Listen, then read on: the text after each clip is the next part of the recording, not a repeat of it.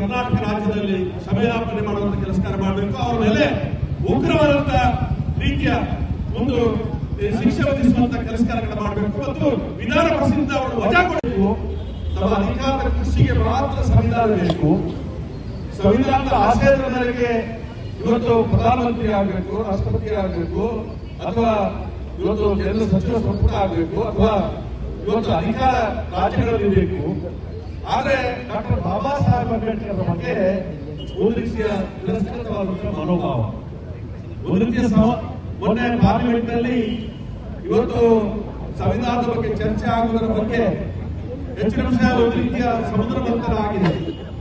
ಸುರಿಗೆ ವಿಷ ಬರ್ತದೆ, ನಂತರ ಅಮೃತ ಬರ್ತದೆ. ಅದೇ ರೀತಿಯಾಗಿ ಇವತ್ತು ಯಾವ ರೀತಿಯ ಘಟನೆ ನಡೆದಿದೆ, ಆ ಘಟನೆಯಿಂದಾಗಿ ಇವತ್ತು ಒಂದು ರೀತಿಯಲ್ಲಿ ನಾವೆಲ್ಲರೂ ಕೂಡ ತಗ್ಗಿಸಬೇಕಾದಂತ ಪ್ರಸಂಗ.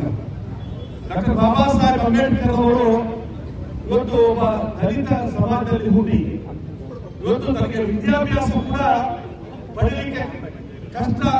ಅಂದ್ರೆ ಎಲ್ಲ ವಿದ್ಯಾರ್ಥಿಗಳ ಜೊತೆಯಲ್ಲಿ ವಿದ್ಯಾಭ್ಯಾಸ ಪಡೆಯುವಂತ ಅವಕಾಶ ಇರಲಿಲ್ಲ. ಕುಡಿಯುವ ನೀರು ಕೂಡ ಎಲ್ಲ ವಿದ್ಯಾರ್ಥಿಗಳ ಜೊತೆಯಲ್ಲಿ ಕುಡಿಯುವ ನೀರು ಇರಲಿಲ್ಲ.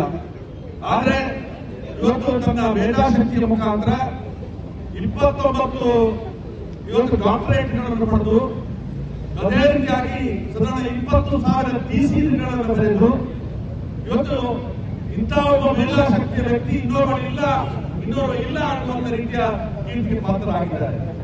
ಅವರ ಬಗ್ಗೆ ಅವಹೇಳನ ಮಾಡುವಂಥದ್ದು, ಇವತ್ತು ಅವರು ಕೊಟ್ಟಂತ ಸಂವಿಧಾನಕ್ಕೆ ಪ್ರತಿರೋಧವಾಗಿ ನಡೆಯುವಂಥದ್ದು. ಕೆಲವೊಂದು ವರ್ಷಗಳಿಂದ ನಾವು ಸಿಬಿಐ, ಚುನಾವಣಾ ಆಯೋಗ ಅಥವಾ ಇಡಿ, ಐಡಿ ಅಥವಾ ನ್ಯಾಯಾಂಗವನ್ನ ತಿರುಚುವಂತ ಪ್ರಯತ್ನ ಮಾಡುವಂತ ಪ್ರಯತ್ನಗಳು ಮಾಡ್ತಾ ಇದ್ದೀವಿ. ಆದ್ರೆ ಇವತ್ತು ನಿಜವಾದಂತ ಬೆಳಕಿಗೆ ಬಂದಿದೆ. ಇವತ್ತು ಸಂವಿಧಾನವನ್ನ ಇವತ್ತು ವಿರೋಧ ಮಾಡುವಂತ ಪ್ರಕ್ರಿಯೆಗಳನ್ನ ನೇರವಾಗಿ ಇವತ್ತು ಕಾಣ್ತಾ ಇದ್ದೇವೆ.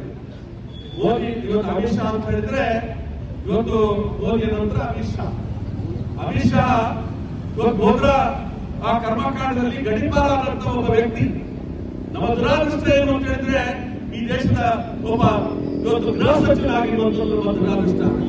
ಅಂತ ವ್ಯಕ್ತಿಯ ಬಾಯಲ್ಲಿ ಇವತ್ತು ಇಂಥ ಭೂತದ ಬಾಯಲ್ಲಿ ಭಗವದ್ಗೀತೆ ಅನ್ನುವಂಥ ರೀತಿಯಲ್ಲಿ ಒಂದು ರೀತಿಯಲ್ಲಿ ಇವತ್ತು ಸಂವಿಧಾನಕ್ಕೆ ವಿರೋಧವಾಗುವಂತ ಮಾತನಾಡಿದ್ದಾರೆ.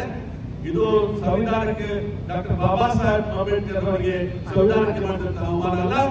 145 ಕೋಟಿ ಜನರು ಪ್ರಜಾಪ್ರಭುತ್ವ ರಾಷ್ಟ್ರ ಏನಿದೆ, ನಮ್ಮ ರಾಷ್ಟ್ರ ಏನಿದೆ, ಇಷ್ಟೊಂದು ಬಲಿಷ್ಠವಾದ ರಾಷ್ಟ್ರ, ಪ್ರಜಾಪ್ರಭುತ್ವ ರಾಷ್ಟ್ರ ಜಗತ್ತಿನಲ್ಲಿ ಇನ್ನೊಂದಿಲ್ಲ. ಇವತ್ತೇನಾದ್ರೂ 75-77 ವರ್ಷಗಳ ಕಾಲ ನಮ್ಮ ಸ್ವಾತಂತ್ರ್ಯ ಉಳಿದ್ರೆ ಡಾಕ್ಟರ್ ಬಾಬಾ ಸಾಹೇಬ್ ಅಂಬೇಡ್ಕರ್ ಅವರು ಬರೆದಂತಹ ಸಂವಿಧಾನದಿಂದಾಗಿ ಉಳಿದಿದೆ. ಇಂತಹ ಪರಿಸ್ಥಿತಿಯಲ್ಲಿ ತೀವ್ರವಾಗಿ ಸಾಂಕೇತಿಕವಾಗಿ ನಾವು ಪ್ರತಿಭಟನೆ ಮಾಡಿದ್ದೇವೆ. ಪ್ರತಿಯೊಂದು ಕಡೆಯಲ್ಲಿ ಕೂಡ, ಪ್ರತಿಯೊಂದು ಬ್ಲಾಕ್ ಮಟ್ಟದಲ್ಲಿ, ಕ್ಷೇತ್ರ ಮಟ್ಟದಲ್ಲಿ, ಪ್ರತಿಯೊಂದು ಕಡೆಯಲ್ಲಿ ಕೂಡ ಇದನ್ನು ತೀವ್ರಗೊಳಿಸಿ ಮುಂದಿನ ದಿವಸ ಜನಜಾಗೃತಿ ತರುವಂತದ್ದು. ನಿಜವಾದಂತ ಬಣ್ಣ ಏನಿದೆ, ಅಮಿತ್ ಶಾ ಅಥವಾ ಬಿಜೆಪಿಯವರ ಬಣ್ಣ ಏನಿದೆ, ಅದೊಂದು ಬಯಲಿಗೆಳೆಯುವಂತ ಪ್ರಯತ್ನವನ್ನ ನಾವು ಪಕ್ಷ ಮಾಡಲಿಕ್ಕಿದೆ ಅಂತ ಹೇಳಿಕೊಂಡು ಅಮಿತ್ ಶಾ ಅವರನ್ನ ತಕ್ಷಣ ಇವತ್ತು ಅವರನ್ನು ವಜಾಗೊಳಿಸಬೇಕು. ಇವತ್ತು ಅವರ ಮೇಲೆ ಶಿಸ್ತು ಕ್ರಮ ಕೈಗೊಳ್ಳಬೇಕು, ಶಿಕ್ಷೆ ವಿಧಿಸುವಂತ ಕೆಲಸಗಳಾಗಬೇಕು. ರಾಷ್ಟ್ರದ್ರೋಹಿ ಕೆಲಸವನ್ನು ಏನು ಮಾಡಿದ್ದಾರೆ ಅಮಿತ್ ಶಾ, ಗೃಹ ಸಚಿವರಾಗಿ ಇವತ್ತು ಗೃಹ ಸಚಿವರ ಸ್ಥಾನದಲ್ಲಿ ಕೂತ್ಕೊಂಡು ರಾಷ್ಟ್ರದ್ರೋಹಿ ಕೆಲಸಗಳನ್ನು ಏನು ಮಾಡಿದ್ದಾರೆ, ಅದಕ್ಕೆ ತಕ್ಷಣ ಇವತ್ತು ತೀರ್ಮಾನವನ್ನು ಕೊಡಬೇಕು ಅಂತ ಹೇಳಿ ಹೇಳಿಕೊಂಡು ಅವರು ವಜಾಗೊಳಿಸುವಂತ ಕೆಲಸ ಮಾಡಬೇಕು. ಅದೇ ರೀತಿಯಲ್ಲಿ ವಿಧಾನ ಪರಿಷತ್ತಿನಲ್ಲಿ ಚರಿತ್ರೆಯಲ್ಲಿ ಯಾವತ್ತೂ ಕೂಡ ನಡೆದಿಲ್ಲ. ನಾವು ಹೇಳ್ತೇವೆ ಮಹಾತ್ಮಶ್ರೀ ಅವರು, ಮಾತೆಯವರು ಋಣಾಕ್ಷ ಮಾಡ್ತೇವೆ. ಆದ್ರೆ ನಿಜವಾದಂತ ಬಿಜೆಪಿಯವರ ಮನಸ್ಸಲ್ಲಿ ನಿಜವಾಗಿ ಕೂಡ ಮಹಿಳೆಯರ ಬಗ್ಗೆ ಏನಿದೆ ಅನ್ನೋದ್ರ ಬಗ್ಗೆ ಮೊನ್ನೆ ಗ್ಯಾರಂಟಿ ಅನುಷ್ಠಾನ ಆಯಿತು. 80% ಮಹಿಳೆಯರಿಗೆ ಇವತ್ತು ಅವಕಾಶ ಸಿಗುವಂತ ಸಮಯದಲ್ಲಿ ಅದಕ್ಕೆ ವಿರೋಧ ಮಾಡುವಂತ ಕೆಲಸಗಾರರು ಮಾಡಿದ್ರು. ಇದು ಮಹಿಳಾ ಸಮಾಜಕ್ಕೆ ಮಾಡಿದಂತ ಒಂದು ರೀತಿಯ ಅನ್ಯಾಯ. ಅವರನ್ನು ವಿರೋಧಿಸುವಂತ ನೀತಿ ಅಂತ ಹೇಳಿದ್ರೆ ತಪ್ಪಾಗಲಿಕ್ಕಿಲ್ಲ.